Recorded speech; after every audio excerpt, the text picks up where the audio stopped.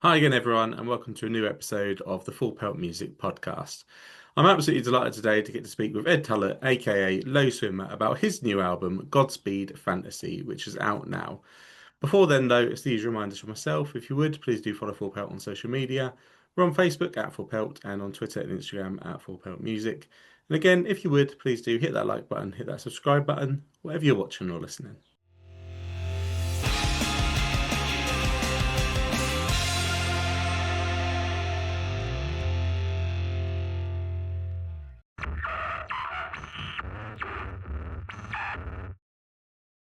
Absolutely delighted to welcome you, Ed, today to the Pelt Music Podcast. Obviously, here to talk about your project Lowswimmer, and your new album Godspeed Fantasy is out as we speak. Well, in a few hours. I was going to say tomorrow, but we're about 6 hours away from it being released. So I love getting to talk to an artist on the sort of eve of a big release because simple question is, how are you feeling? Yeah, it's a weird one because this record's kind of been a long time coming. I don't love that most of the time when how long it takes for a record to be released, but this is a particularly long one. I think it's been fully mastered now for over 2 years, probably longer than that. Just things get in the way, life gets in the way, releases get in the way, labels, etc., etc. But yeah, excited for it. I think again, it's always a weird feeling because you're often having to present, that this is completely representative of you right now, and this is your new music. And actually, in fact, for 99% of artists, it's not because you're usually working on something else new at that point. But yeah, I love this record so much. It's my favorite record that I've ever made, and we did a little listening party yesterday on YouTube just to people to hear it for the first time, and I really like that because in a world of social media and having to make a million assets for every release now, it's nice to just be completely music focused and music first. And yeah, I think experiencing it for the first time with other people is yeah, really nice because sitting down and just listening to the whole record in full is not something you do that often once you've finished a record, especially when it's been made for a few years. So yeah, just excited for people to hear it. Really happy that it's finally out, and yeah, excited to hear some feedback on it. Yeah, and you're dead right, Ed, because I've spoken to so many artists on this podcast that have said similar. We actually wrote this record, a couple of years ago, and you got that long wait, and you're probably working on something else by now. But I guess the key part that you've just mentioned is that now is the moment that you get to see that reaction, get that feedback, share that with other people, and obviously that always gives a new sort of dimension to anything that you've put out there because it's no longer yours; it now belongs to 100%. everyone. So, I mean, how was the feedback from that YouTube session you held? Yeah, great. I mean, I always, write often open to interpretation a lot, and I just kind of want other people to imprint their own kind of feelings and memories and everything, attribute those to the music. And yeah, it's just amazing to see people doing that for the first time. Yeah, just kind of really cathartic. And, it's almost like when you show someone a movie for the first time and you keep butting in and saying, like, oh, this bit's really cool. And yeah, just so many moments that I'm really glad that people finally get to experience, especially after sitting on it for such a long time. Yeah, no, absolutely. And I have a tendency on these podcasts to sort of plug a little bit, obviously, the sort of record we're talking about. And obviously, I've had a sneak peek of it as well. I've been writing a review, which will be coming out tomorrow, and really positive review. And I was actually listening to it again last night, and the sun was shining. I was stood in the field watching my kid play football for his team or training. There's lots of sessions going on. I was just kind of watching life happen and listening to this record, and it just really did. There was a moment I just sort of stood back and just went, "Wow, I really love this and love like the dynamic of because this is what it's all about, It's just living and watching sort of, especially children out there doing their thing. It just sort of was a lovely moment for me actually, and it was a fantastic album, which I will rave on about. So I will plug it as we talk about it, and obviously listeners, go listen to it is the first plug there. Thank you, man. Yeah, always appreciated. It's good to know I don't have to be doing that. Not that I probably would anyway. So I'm used to that kind of thing. But yeah, thank you, man. I really appreciate it. Yeah, no, absolutely, and keen to get into the record. So obviously, I think it wouldn't be doing you justice if I called you prolific, Ed, because you've averaged.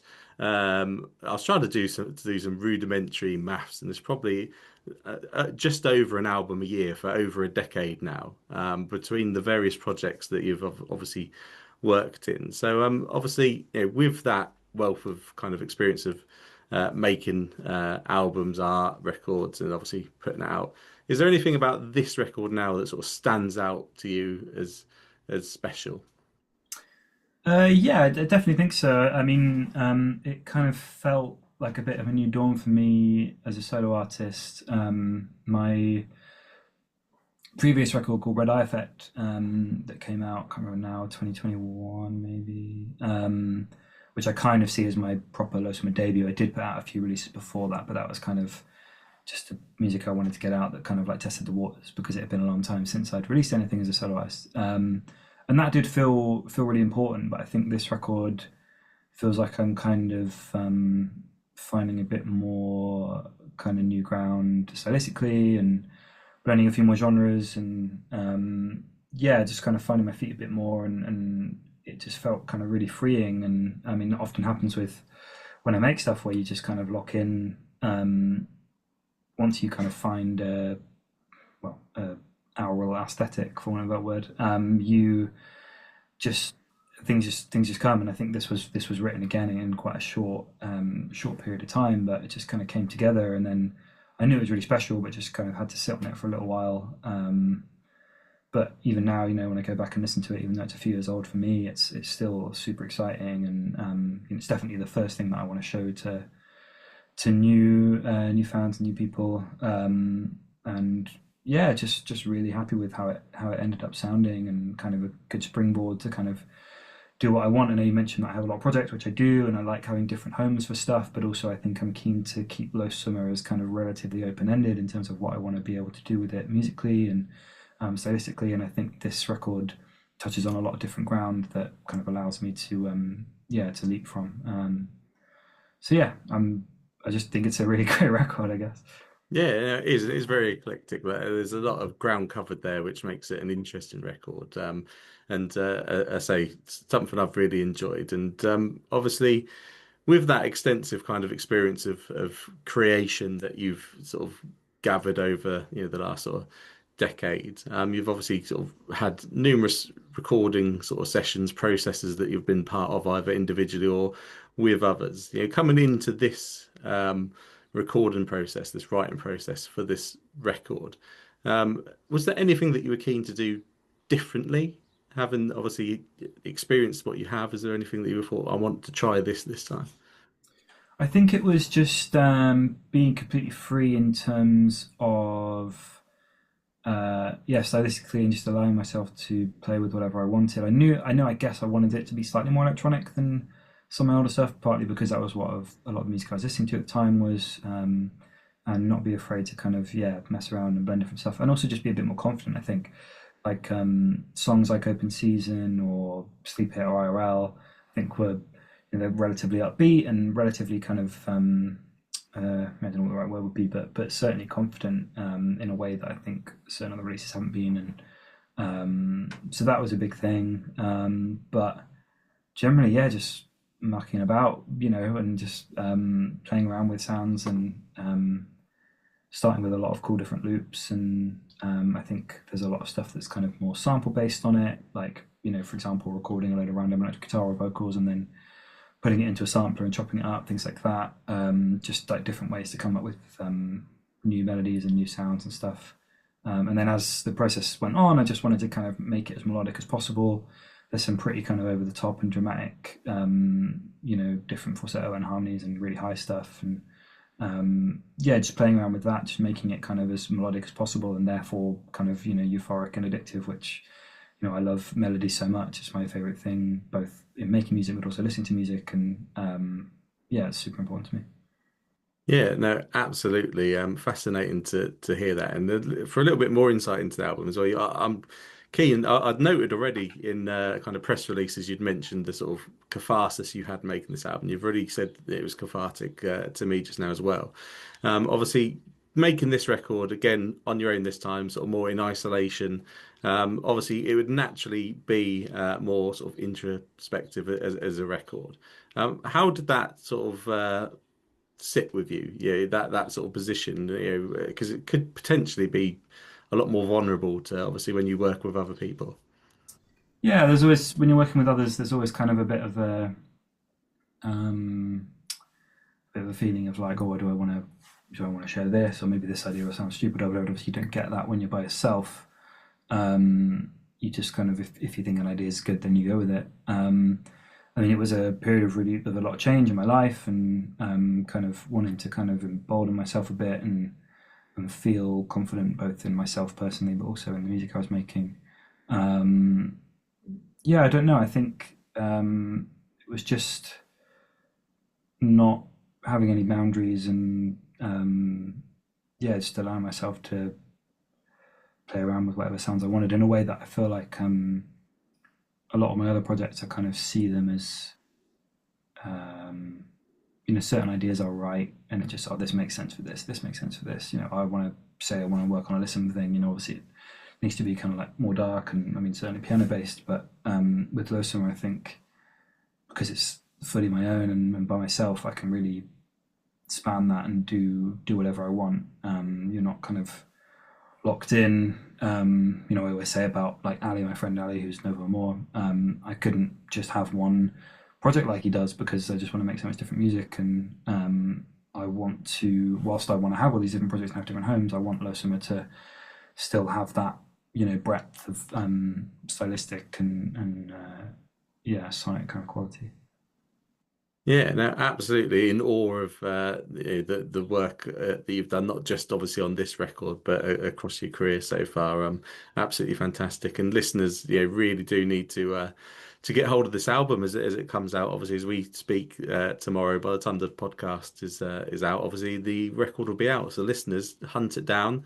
Preferably, physical copies are always nicer. But obviously, yeah, stream it wherever you need to go to do it. And to whet the appetite a little bit, I always like to spotlight one or two songs that we've featured on our playlists that are from the record. So there is two that I've sort of jotted down that I want to talk about. The first one is IRL, and I always love to ask this question, so I did just double check, and it was the first song that you put out from this record, which I always think the first song from any, whether it's an EP or an LP or whatever it is, the first song that comes from it is a bit of a statement. So I always like to ask the question, what about IRL stood out to make it that song for you? Yeah, I think it's certainly the most upbeat, the most kind of immediate in that sense, and therefore also different to previous stuff. I think it was important to just have a bit of a, well, not necessarily shock to the system, but like just to show, that something different is coming with this record. And I think all in all, Godspeed, which is the focus track of the album itself, wasn't a single, but Godspeed, the song, is probably, I think, the best kind of overall representation of the entire record. But I think yeah, choosing singles is always interesting. There's always a natural kind of inclination to pick the most upbeat poppy things, which to a degree we did with IRL and also Sleep Hit, but also yeah, just to kind of get a breadth of the record. I also found with this record that it was relatively easy doing singles, and we ended up doing double singles we did 3 double singles and then one by itself, and which is great. I've never had a record before where I felt like I can do that many singles, and I guess that speaks to the kind of melodic and yeah, kind of upbeat, infectious kind of nature of the music. But yeah, I think just ultimately wanted to start with a bang really with the release, and IRL made the most sense of that. Yeah, and did work really, really well. And obviously, as someone that has tracked those sort of singles, and we've featured in our magazine and everything that we do over the last sort of, I don't know, 6 months or whatever it's been. The campaign's worked well. And to be fair, having listened to the album, I think you could probably have released almost every single song as a single at some point if you'd have chosen to. But might have been a bit of a spoiler ahead of the album release. Yeah, it's But quite funny because we did so many, and yeah. we did this listening event last night, and I was like, oh, hang on, there's only like 5 tracks if they haven't put out. But then you also hear the other tracks and you see people responding to different ones, and you're like, oh, maybe this should have been a single because it's really kind of emotional, and but it's always, you can never really second guess what songs are gonna do the best. So yeah. No, absolutely. But I'm also really big on the concept of an album still, and how those songs fit. So even though maybe, yes, quite a few of them had been heard ahead of time, hearing them within the context of the whole piece as well changes the dynamic of the songs as well. And again, kudos for the flow of that because yeah, I just think it's yeah, it flows really well. Fantastic album to listen to. Yeah, yeah, really, really great.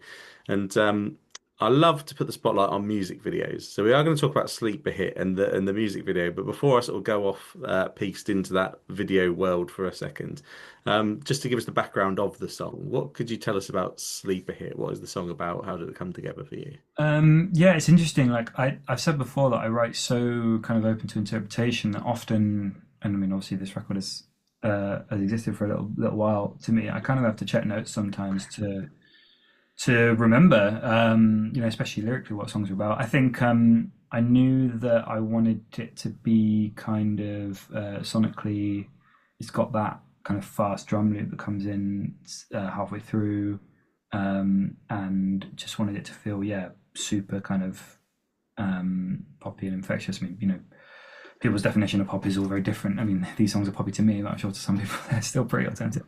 In terms of lyrically, like I'm just having a little look of, I wrote down some song meanings and stuff, which often I end up finding when I go back to songs. I think so much of my writing lyrically is so stream of consciousness that you end up going back to them later and kind of realizing what was kind of pouring out of you at the time.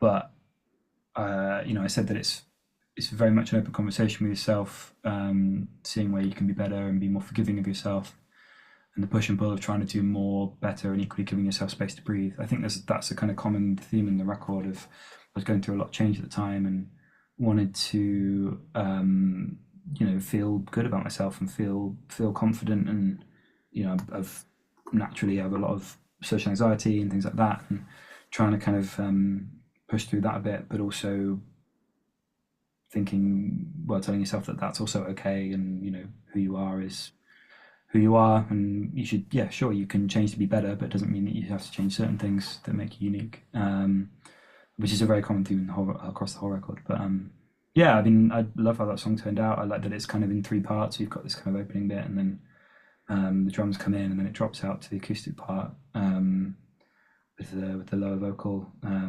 Yeah, just a really cool song. It was really fun to work on.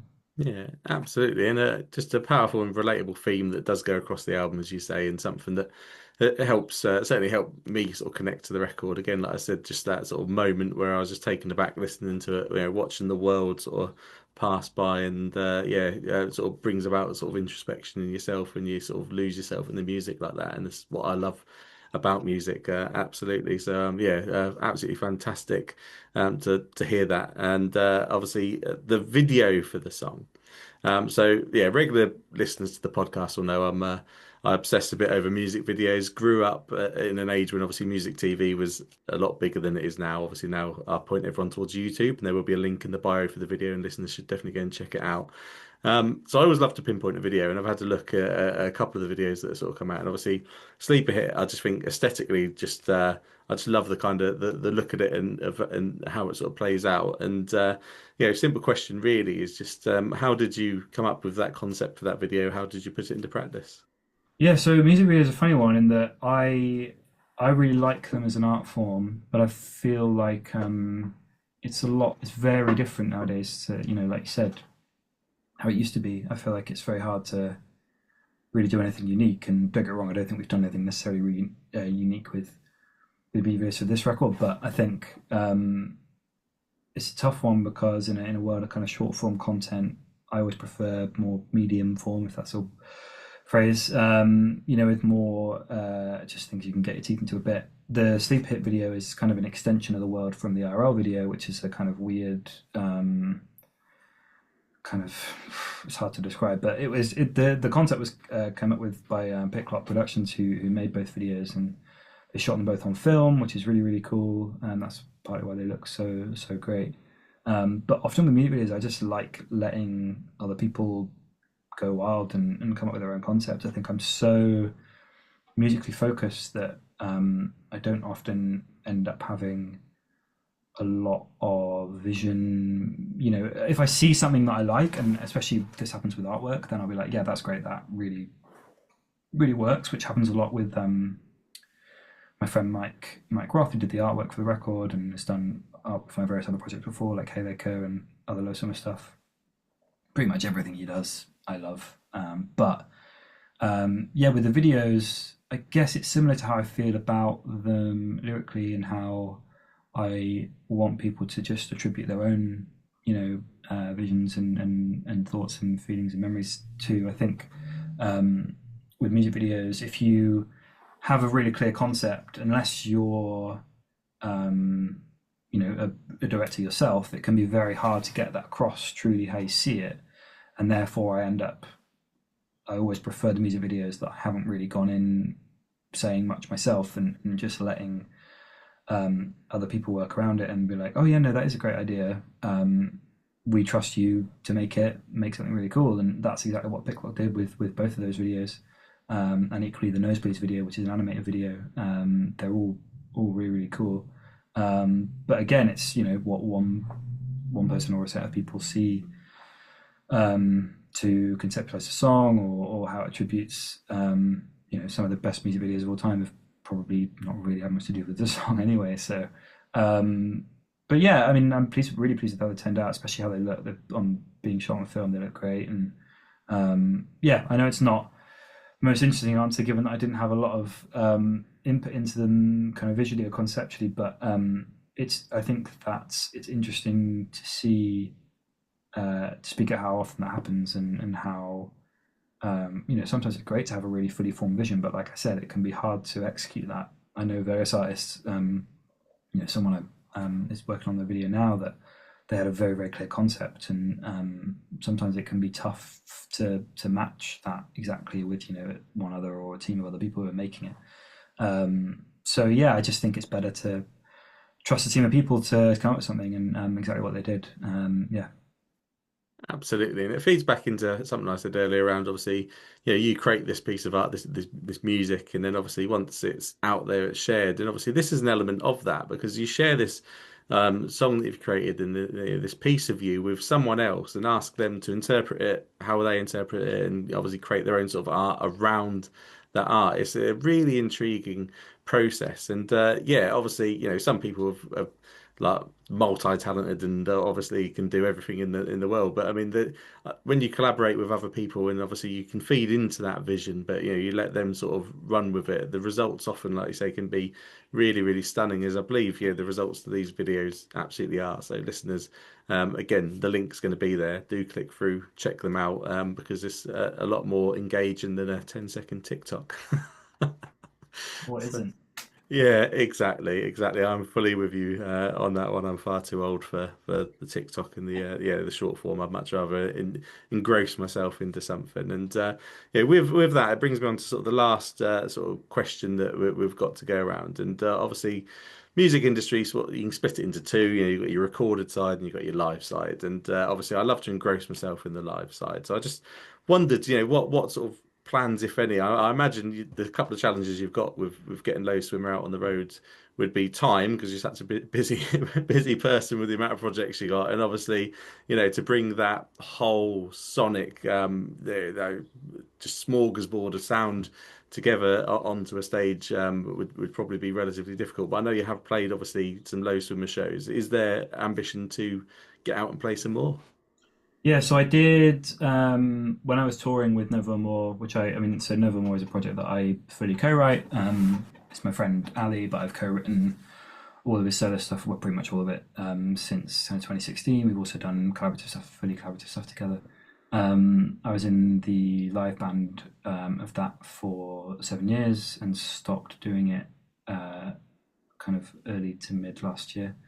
Since then, we did do a couple of Haleka shows, partly because I promised I would, and I did Lowswimmer supports on that Novo tour. So I was playing a acoustic support set and then playing the Novo set after for a good few years, but I just don't want to tour anymore, basically, which isn't great news for anyone who wants to hear it live. But yeah, I've got a lot of thoughts on touring, which there's actually a project that hopefully will see the light of day later in the year that will go into a lot more detail about that, and I think it's an important open conversation to be having. I think there's a lot of mental health issues with touring and things like that. I think there's a not necessarily sense of entitlement. I think that's unfair, but I think it's expected for you to tour, and actually touring can still feel really alien, even if you've done it for a long time, like I do and like I have. And